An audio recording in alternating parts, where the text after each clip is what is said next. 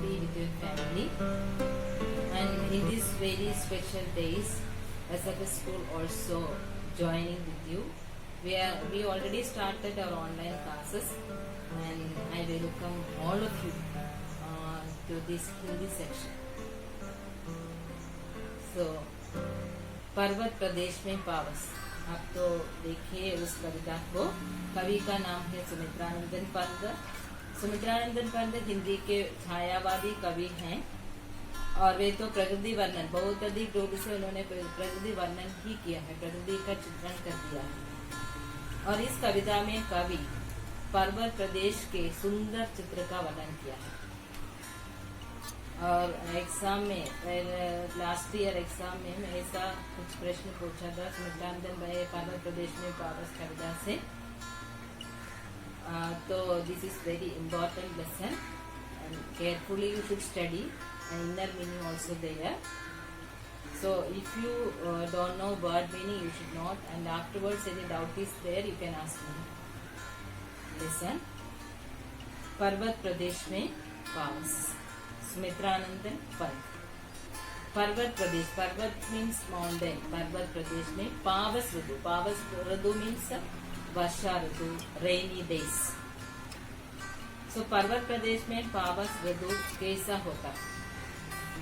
पहाड़ी प्रदेश का वर्णन कवि इस कविता के माध्यम से करते हैं। So look your text book and see the meaning. पावस ऋतु थी पर्वत प्रदेश, पल पल परिवर्तित प्रकृति वेश। मेघलाकार पर्वत अपार, अपने सहस्र दृढ़ सुमन भाग, अवलोक रहा है बार बार नीचे जल में निज महाकाल।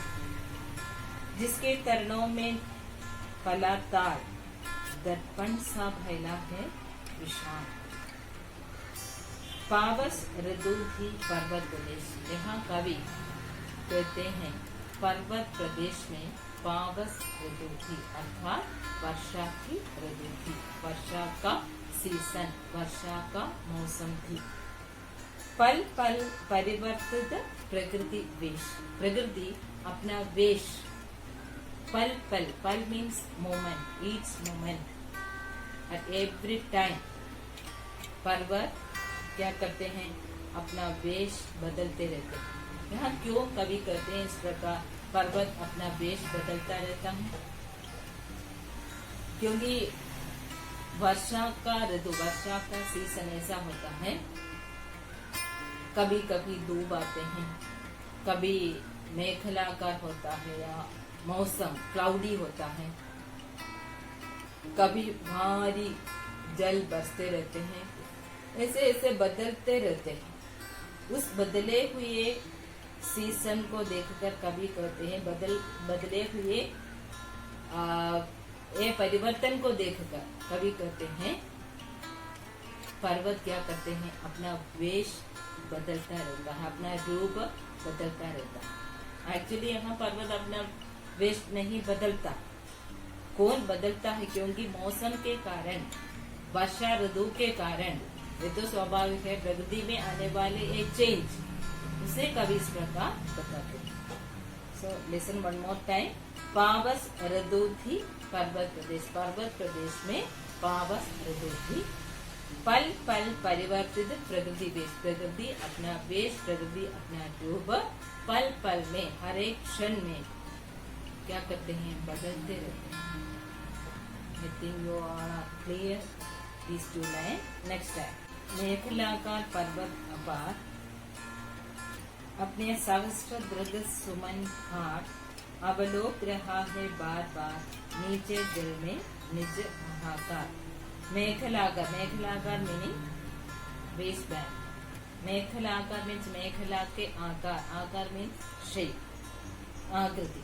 मेघला के आकार के पर्वत अपार, अपार मीन्स विशाल, विशाल पर्वत। वो पर्वत की तुलना किससे करते हैं? पर्वत की तुलना मेघलाकार बेस बैंड से करते हैं। क्यों करते हैं बेस बैंड? क्योंकि पर्वत तो इतना, पर्वत का रूप तो इतना विस्तृत विशाल है और वो डेटा मेटा होता है। करधनी भी इस प्रकार होता है, डेटा मेटा होता है। कर्व्ड। सो इस प्रकार पर्वत भी मेखलाकार नॉट स्ट्रेट। डेटा कर्व्स होते हैं पर्वत में भी, इसलिए करते हैं। इसलिए पर्वत की तुलना किससे करते हैं? मेखला आकार से करते हैं, करथनी के आकार। So you should note this word करथनी। करथनी मीनिंग वेस्ट बैंड। सो क्यों पर्वत की तुलना मेखला आकार से या करथनी से करते हैं? आंसर, क्योंकि पर्वत तो बहुत विशाल होता है और डेटा मेटा होता है, और इसलिए ये डेटा मेटा होने के कारण, डेटा मेटा मीन्स कर्व्ड, इस कारण से पर्वत की तुलना करथनी से करते हैं। I think clear this. अपने सहस्र दृग सुमन भाड़, अपने मीन्स किसके? पर्वत के। सहस्र मीनिंग थाउजेंड्स ऑफ, हजारों। दृग सुमन, दृग मीनिंग आंख, आंख। सुमन फूल। तो पर्वत के ऊपर जो छोटे छोटे पौधे खड़े होते हैं उसमें फूल होते हैं। उस फूल को देखकर कवि सुमित्रानंद पंत जी कहते हैं वो तो पर्वत की आंखें होते हैं। सो अपने सहस्रों सुमन रूबी आंखें खोलकर, खोलना मीनिंग ओपन, खोलकर अपने सहस्र दृग सुमन फाड़ना मीनिंग खोलना मीनिंग टू ओपन। यहाँ कवि कहते हैं पर्वत अपने फूल रूबी आंखें खोलकर अवलोक रहा है बार बार। अवलोक रहा है, अवलोक करना मीनिंग देखना, टू सी, देख रहा है बार बार, मेनी टाइम्स, बार बार देखता रहता है। नीचे जल में निज महाकार, नीचे पर्वत के नीचे जल होते हैं, उस जल में निज अपना महाकार मीन्स अपना विशाल रूप। पर्वत के नीचे जल होते हैं, उस जल में पर्वत अपना विशाल रूप देखता है। One more time. मेखलाकार पर्वत अपार, अपने सहस्र दृग सुमन घाट अवलोक रहा है बार बार, नीचे जल में निज महाकार। यहाँ कवि कहते हैं पर्वत का आकार, पर्वत तो बहुत विशाल आकार का है, उसकी तुलना कवि मेखलाकार शब्द से करते हैं। करथनी के साथ उसकी तुलना करते हैं। करथनी मीनिंग वेस्ट बैंड। अपने सहस्र दृग सुमन फाड़ना मीनिंग खोलना। पर्वत में छोटे छोटे बहुत अधिक पौधे होते हैं, उस पौधे पर फूल खिलते हैं। उन फूलों को देखकर कवि कहते हैं यही पर्वत की आंखें होते हैं। इस प्रकार अपनी फूल रूपी आंखों को खोलकर अवलोक रहा है, देख रहा है नीचे जल में। पर्वत के नीचे जल होते हैं, तालाब होते हैं, उस तालाब पर अपना विशाल रूप पर्वत देखता है।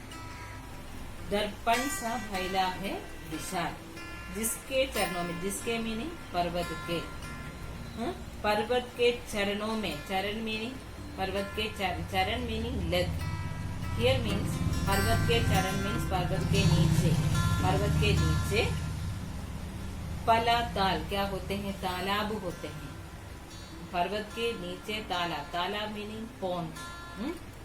पर्वत के नीचे तालाब होते हैं, उस तालाब में तालाब तो दर्पण सा, दर्पण मीनिंग मिरर, दर्पण सा फैला है विशाल, विशाल दर्पण के साथ दर्पण के समान फैल रहा। അപ്പോൾ പർവ്വതത്തിന്റെ ചുവട്ടിലായിട്ട്, പർവ്വതത്തിന്റെ താഴെയായിട്ട് ഒരു കുളമുണ്ട്. ആ കുളം പർവ്വതത്തിന് എന്തുപോലെ കാണപ്പെടുന്നു? ഒരു മിറർ പോലെ കാണപ്പെടുന്നു. അങ്ങനെ പർവ്വതത്തിന് താഴെയുള്ള ആ താലാബിലെ ജലം എന്ന് പറയുന്നത് അത്രയ്ക്ക് ശുദ്ധമായിട്ടുള്ള, അത്രയും ക്ലിയർ ആയിട്ടുള്ള വെള്ളമാണ്. ആ വെള്ളത്തില് പർവ്വതം സ്വന്തം പ്രതിബിംബം ഒരു ദർപ്പൺ പോലെ കാണപ്പെടുന്നു. അതായത് നമ്മളെങ്ങനെയാണോ മിററില് നമ്മുടെ പ്രതിബിംബം കാണുന്നത്, അതുപോലെ പർവ്വതത്തിന്റെ മിററായിട്ടാണ് ആര് കാണപ്പെടുന്നത്? താഴെ तालाब। तो तालाब किस प्रकार वहां रहता है? पर्वत पर्वत के नीचे जो तालाब होते हैं वो तालाब तो दर्पण के समान होते हैं। यहाँ क्यों पर ये तालाब की तुलना दर्पण से करते हैं? क्योंकि दर्पण में स्वाभाविक रूप से हम अपना प्रतिबिंब देखते हैं।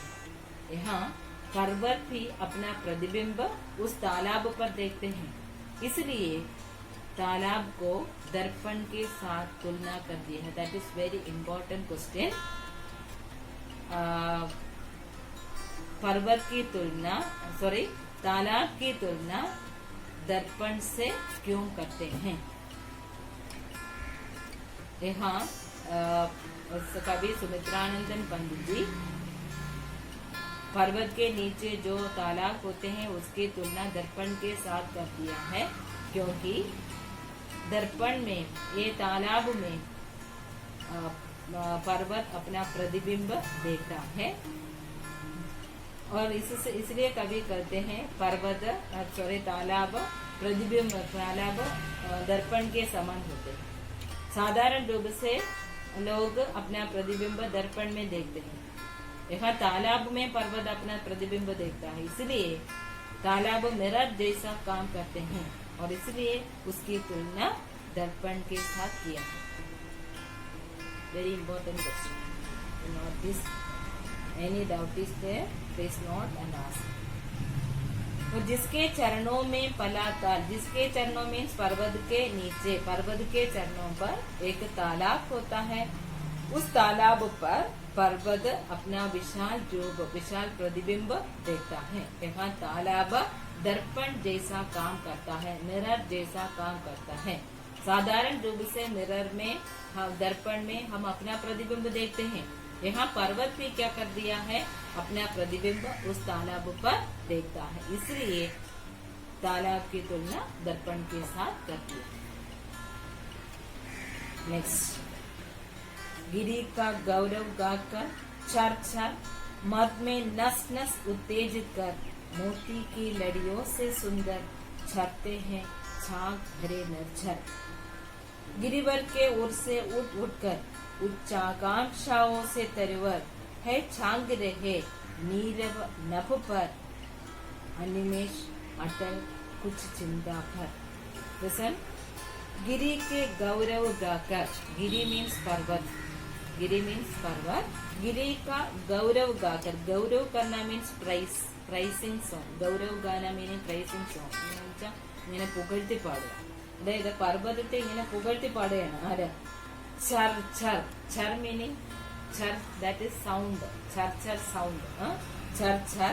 मधु में नस नस उत्तेजित कर, मधु मीनिंग बहुत आवेश, बहुत उत्साह, बहुत उत्साह के साथ नस नस, नस मीनिंग नर्स, हर नर्स उत्तेजित होकर, that means that much anxiety, with that much anxiety, मोती की लड़ियों से सुंदर, मोती की लड़ी, मोती मीनिंग पर्ल, मोती की लड़ियों से, मोती की लड़ी मीनिंग मोती की मालाओं के समान, लड़ी मीनिंग माला, मोती की मालाओं के मोती की लड़ियों से सुंदर, दैट मीन्स मोती की मालाओं के समान बहुत सुंदर, മുത്തുമാല പോലെ, പേളിലെ മാല പോലെ വളരെ മനോഹരമായിട്ട് ചർത്തെ ഹേ ഛാഗ് ഭരെ നിർച്ചർ, ആരെ കുറിച്ചാണ് പറയുന്നത്? निर्झर, निर्झर मीनिंग वाटरफॉल्स। ये वाटरफॉल्स तो कहाँ से होता है? उसका उद्भव पर्वत के ऊपर से।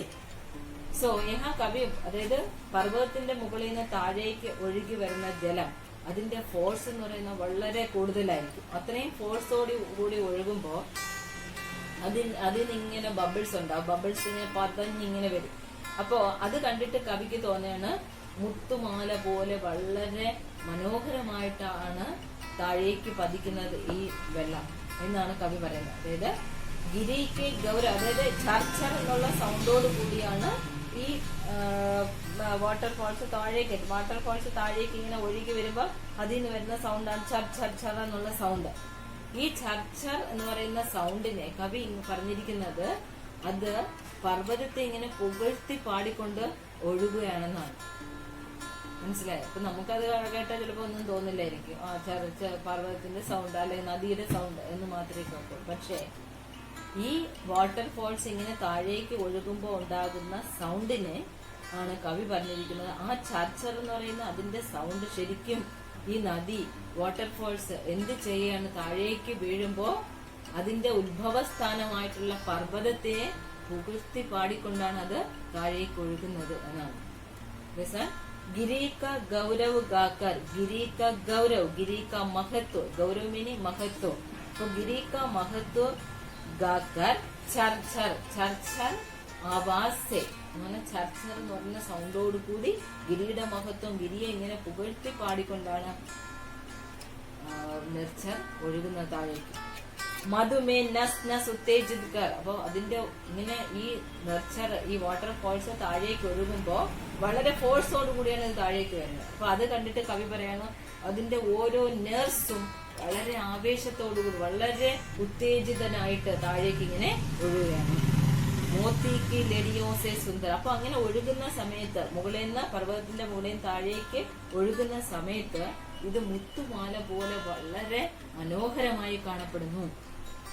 ചർത്തേ ഹെ ഝാഗ് ഭരെ നിർച്ചർ, അപ്പോ താഴേക്ക് ചർത്തേ, ചർന മീനിങ് ഗിർന വീഴുക, താഴേക്ക് ഫോൾ ഡൗൺ, താഴേക്ക് ഇങ്ങനെ വീഴുമ്പോ ഝാഗ് ഭരെ നിർച്ചർ, ഉസ് നിർച്ചർ पर उस पर क्या देखते हैं, ഝാഗ് देखते हैं. ഝാഗ് മീനിങ് ഫോംസ്, ഫോം പദ അല്ലെ. അപ്പൊ അതിങ്ങനെ താഴേക്ക് ഇങ്ങനെ വന്ന് വീഴുമ്പോ അത് ആ നിർച്ചർ മുഴുവനും എന്തുകൊണ്ട് നിറയുന്നതാണ്, ഝാഗ് ഭരേ ഹോ ജാത്തെ ഹെ, ഫോം അല്ലെ, പദ കൊണ്ട് ഇങ്ങനെ നിറയുന്ന.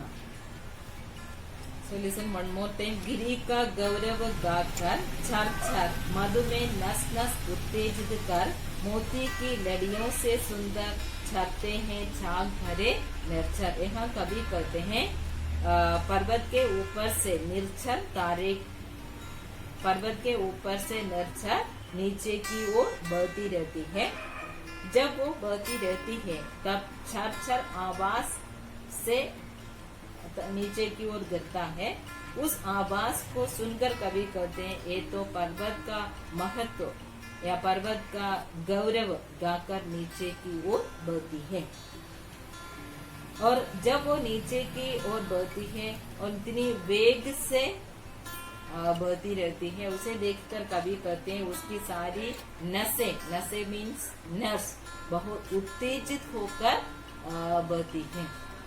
दैट मीन्स उतनी वेग से वो ऊपर से नीचे की ओर बहती रहती है.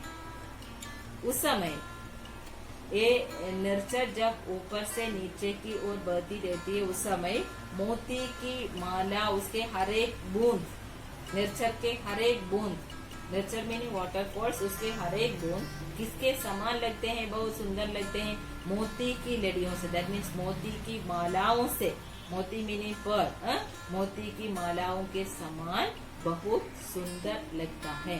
मोती की लड़ियों से मीनिंग के समान, അതുപോലെ അതായത് മുത്തുമാല പോലെ വളരെ മനോഹരമായിട്ട്, സോ ബ്യൂട്ടിഫുൾ അല്ലെ, വളരെ മനോഹരമായിട്ട് കാണപ്പെടുന്നു. झाग भरे नर्चर, तो उस नर्चर पर, उस वाटरफॉल्स पर, उस पर क्या होता है, झाग भरता रहता. झाग मीन्स फॉर्म, फॉर्म तो भरता रहता है, उतनी जल्दी से वो ऊपर से नीचे की ओर बढ़ती रहती है. Today we are going to wind up this class. I think you all got, this is the new experience for me and you all, and you have any doubt up to here only I talk, and in these lines you have any doubt you can ask me. Sometimes there is chance for doubts, you should clear very soon. And one homework is there, I send you this chapter's video clippings already, and you should go through that and try to understand the meanings. And I already sent the 3 question answer also. You should read the question answer. That 3 questions you should read, and any doubt is there you should ask me, and should try to by heart that 3 questions. That is your homework. And one creativity also there. Parvat Pradesh mein Pavas Ritu, that is the topic. So related to this topic you can draw picture. So पर्वत प्रदेश में वर्षा ऋतु कैसा होता है, So when we start our school days, that time I will ask your creativity, pencil drawings or color, anything, any creativity you can do. Understood? So thank you for watching this, and again we will meet soon. God bless you all. Thank you.